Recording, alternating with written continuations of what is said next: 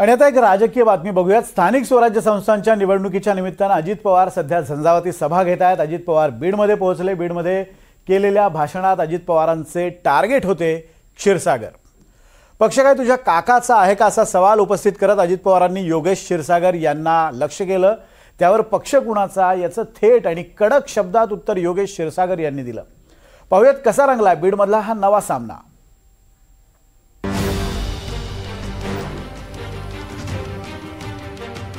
बीडमध्ये अजित पवार भडकले। भाषणात शिवराळ भाषा, विरोधकांवर जोरदार हल्ले।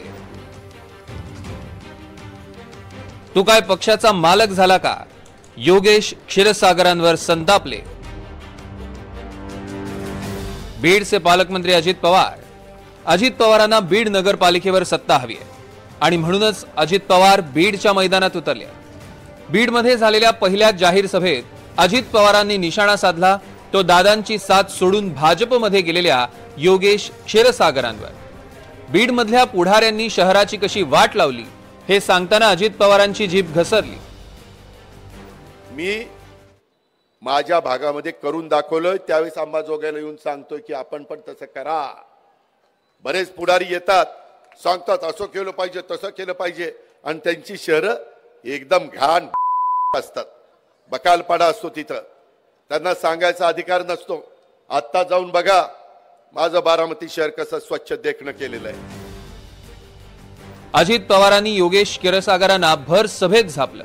अजित पवार म्हणाले, निवडणुकीआधी योगेश क्षीरसागरांनी फोन करून 53 एबी फॉर्म मागवले। अजित पवारांच्या या आरोपांवर योगेश क्षीरसागर यांनीही उत्तर दिलंय। ते इतके दिवस आमच्यात होते, मला विचारलं की बाबा ते एबी फॉर्म पाठवा। म्हणलं कशाला? म्हणले 53 लोक उभे करायचे, सगळे माझ्याकडे पाठवा। म्हणलं काय तुझ्या काकाच्या घरचं आहे काय? सगळे माझ्याकडे पाठवा, तू काय मालक झाला का? म्हणलं का पक्षाचा? त्याच्यामध्ये सगळे बसतील कार्यकर्ते, माझे मुस्लिम बांधव बसतील, माझ्या लाडक्या बहिणी बसतील, माझे तरुण तरुणी बसतील, माझे वडीलधारी बसतील आणि ते सगळे ठरवतील ना।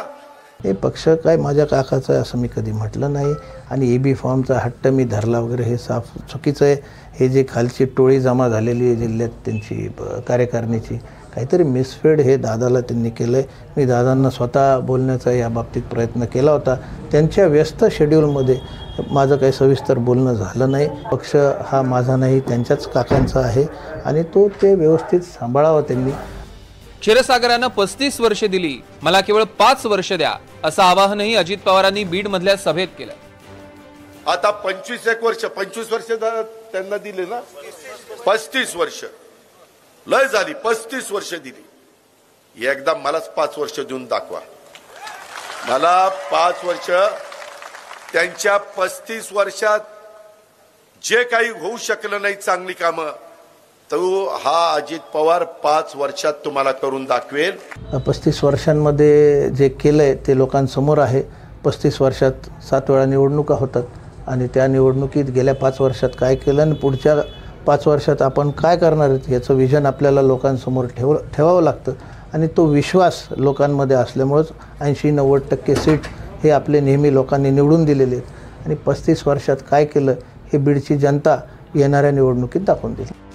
बीडमधल्या राजकारणात क्षीरसागर कुटुंबियांचा दबदबा आहे। काँग्रेसच्या नेते आणि बीडच्या दिवंगत खासदार केशर काकू क्षीरसागर हे बीडच्या राजकारणातलं मोठं प्रस्थ। कुठलंही आरक्षण नसताना केशरबाई क्षीरसागर यांनी कर्तृत्वानं राजुरीचं सरपंचपद मिळवलं।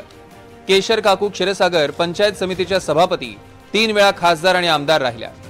केशर काकूंना 4 मुलं, जयदत्त, रवींद्र, भारतभूषण आणि विठ्ठल। जयदत्त क्षीरसागर हे माजी मंत्री आणि 4 वेळा आमदार राहिले। रवींद्र यांचा मुलगा संदीप क्षीरसागर सध्या पवारांच्या राष्ट्रवादीचे आमदार आहेत। भारतभूषण क्षीरसागर यांचा मुलगा डॉक्टर योगेश क्षीरसागर नगरसेवक होते आणि सध्या ते भाजपात आहेत। विधानसभा निवडणुकीत जयदत्त क्षीरसागर विरुद्ध संदीप क्षीरसागर असा काका पुतण्याचा सामना बीड मतदारसंघात रंगला, त्यामध्ये पुतण्याची सरशी झाली। आता बीड नगरपालिकेत संदीप क्षीरसागर पवारांच्या राष्ट्रवादीकडनं जोर लावणार आहे, तर योगेश क्षीरसागर भाजपकडनं सक्रिय आहेत। बीड नगरपालिकेत अजित पवारांची राष्ट्रवादी आणि भाजप एकमेकांच्या विरोधात आहे। त्यातच योगेश क्षीरसागर यांनी नुकतीच अजित पवारांची साथ सोडून भाजपचा रस्ता धरला। त्यामुळे बीड नगरपालिकेची निवडणूक रंगतदार होणार आहे आणि 35 वर्षात कोणी काय केलं याचं उत्तर देणारी ही निवडणूक असेल. आकाश सावंत, एनडीटीव्ही मराठी, बीड.